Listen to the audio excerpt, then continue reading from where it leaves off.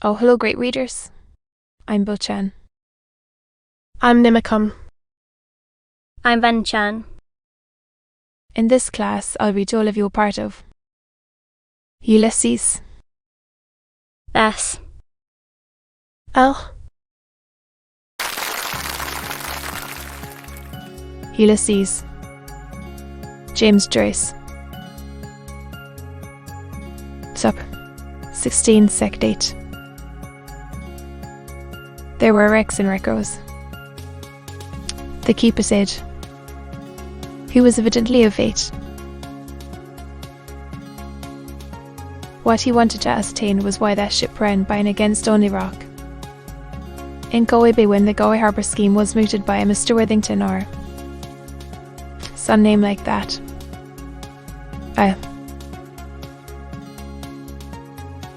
Asked the then captain. He advised them how much Pomo the British government gave him for that day's work. Captain John Lever of the Lever Line. Am I right?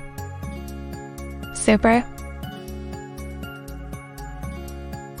He queried of the sailor, now returning after his private potation and the rest of his exertions. That worthy picking up the scent of the agent of the song o'erwards growled. In old music but with great vim some kind of chanty or other in seconds. Or thirds. Mr. Bloom's sharp ears heard him then expectorate the plug probably which it was. So lit he must have lodged it for the time being in his first while. He did the drinking and making water drops and found it a bit sour after. The liquid fire in question. I'll be for salt as lots white sauce.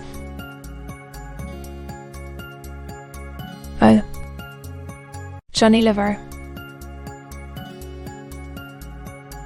Johnny Liver.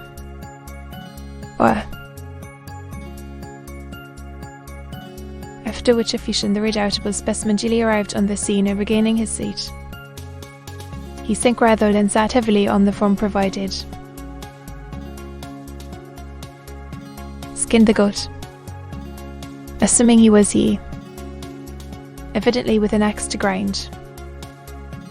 Wazzering his grievances in a forcible feeble Philippican and the natural resources of Islander. Something of that sort which he described in his lengthy dissertation as the richest country. Bar none on the face of God's earth.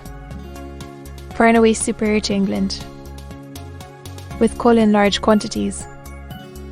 £6 million worth of pork exported every year. 10 millions between butter and eggs and all the riches drained out of it by England levying taxes on the poor people that paid through the nose always and gobbling up the best meat in the market and a lot more surplus steam in the same vein. The conversation accordingly became general and all agreed that that was a fact. You could grow any mortal thing in Irish soil, he stated. And there was that Colonel Everard down there in Navan growing tobacco. Where would you find anywhere the like of Irish bacon? But a day of reckoning, he stated crescendo with no uncertain voice, thoroughly monopolising all the conversation, was in store for mighty England, despite her power of pelf on account of her crimes. There would be a full and the greatest full in history. The Germans and the Japs were going to have their little look in, he affirmed. The Boers were the beginning of the end. Brummagem England was toppling already and her downfall would be Ireland. Her Achilles' heels, which he explained to them about the vulnerable point of Achilles, the Greek hero, a point his auditors at once seized as he completely gripped their attention by showing the tendon referred to on his boot. His advice to every Irishman was stay in the land of your birth and work. for Ireland and lie for Ireland. Ireland, Pownall said, could not spare a single one of her sons. Silence over and mocked the termination of his finale. The impervious navigator heard these lurid tidings, and dismayed. Take a bit of doing. What? Retaliated that rough diamond, palpably a bit peeved in response to the foregoing truism. To which Coldish, referring to Damphole, and so on the keeper concurred, but nevertheless halted his main view. Who was the best troops in the army? The grizzled old veteran irately interrogated.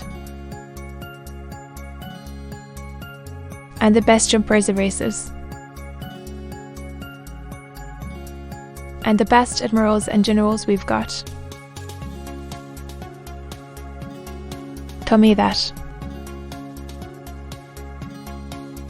The Irish. For choice, retorted the cabby like Campbell, facial blemishes apart. That's right. The old tarpaulin corroborated. The Irish Catholic peasant. He's the backbone of our empire. You know Jim Mullins? While allowing him his individual opinions, as if him and the keeper had a he cared nothing for. Any empire, ours or his, and considered no Irishman worthy of his salt that served it. Then they began to have a few irascible words when it waxed hotter. Both, needless to say, appealing to the listeners who followed the passage of arms with interest so long as they didn't indulge in recriminations and come to blows. From inside information extending over a series of years, Mr. Bloom was rather inclined to poke with the suggestion as egregious bolded ash for, pending that consummation devoutly to be or not to be wished for.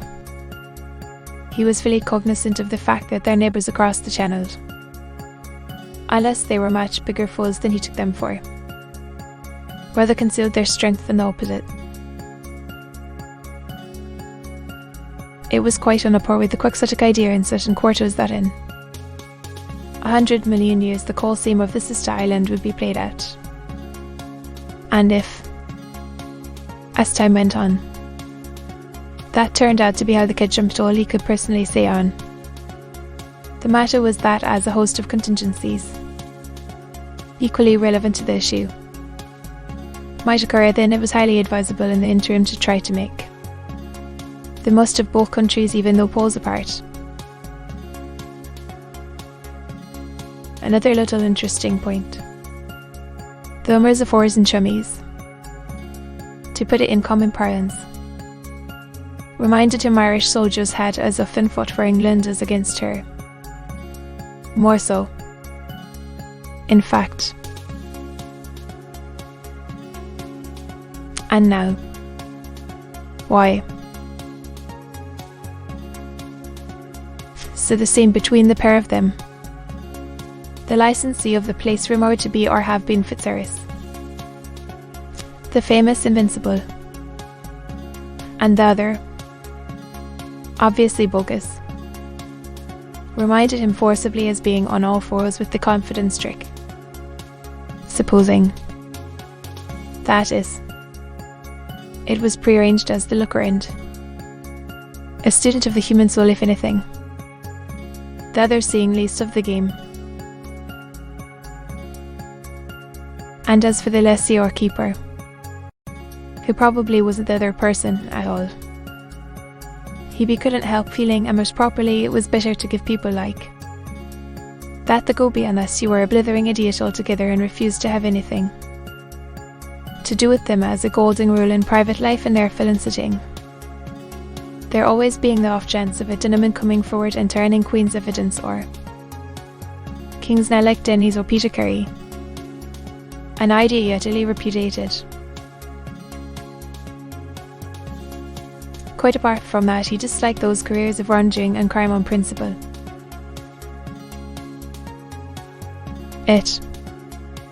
Though such criminal propensities had never been an inmate of his bosom in any shape or form, he certainly did feel, and no denying it, while inwardly remaining what he was, a certain kind of admiration for a man who had actually brandished a knife, cold steel, with the courage of his political convictions. Though, personally, he would never be a party to any such thing, off the same bat as those love vendettas of the South, have her or swing for her, when the husband frequently, after some words passed between the two concerning her relations with other lucky mortal, he having had the pair watched, inflicted fatal injuries on his adored one as a result of an alternative postnuptial liaison, by plunging his knife into her, until it just struck him at vets, nicknamed Skin the Goat,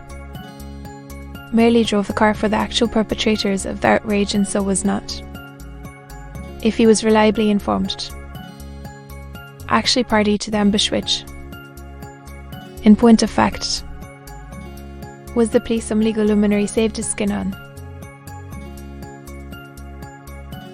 In any case, that was very ancient history by now, and as for our friend, the pseudo skin they etc., he had transparently outlived his welcome. He ought to have either died naturally or on the scaffold high. Like actresses, always farewell positively last performance, then come up smiling again. Generous to her fault, of course. Temperamental. No economizing or any idea of the sort. Always snapping at the bone for the shadow. So similarly, he had a very shrewd suspicion that Mr. Johnny Liver got rid of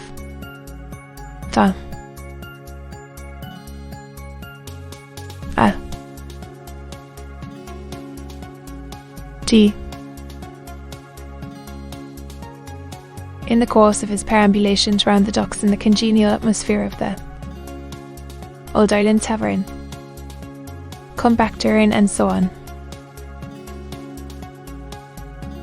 Then as for the other, he had heard not so long before the same identical thing go, as he told Stephen how he simply but effectually silenced the offender. He took umbrage at something or other, that much injured but on the whole even-tempered person declared, I let slip. He called me a Jew, and in a heated fashion offensively. So without deviating from plain facts in the least told him his God. I mean Christ. Was a Jew and all his family like me, though in reality I am not. That was one for him. A soft answer turns away wrath. He hadn't a word to say for himself, as everyone saw. Am I not right? He turned a long wrong gaze on Stephen of timorous dark pride at the soft impeachment, with a glance also of entreaty, for he seemed to glean in a kind of a way that it wasn't all exactly exquibus. Stephen mumbled in an uncommittal accent. There too were four eyes conversing. Christus Oblum, his name is, or after all any other, secundum carnum. Of course, Mr. B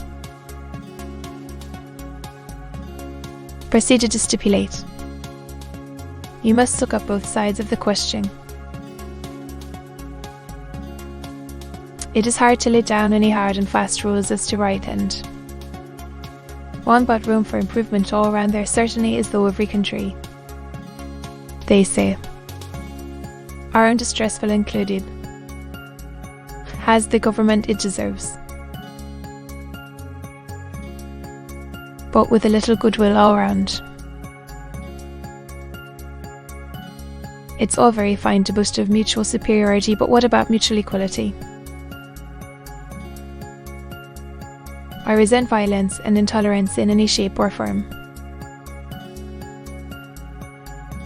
It never reaches anything or stops anything. A revolution must come on the due instruments plan.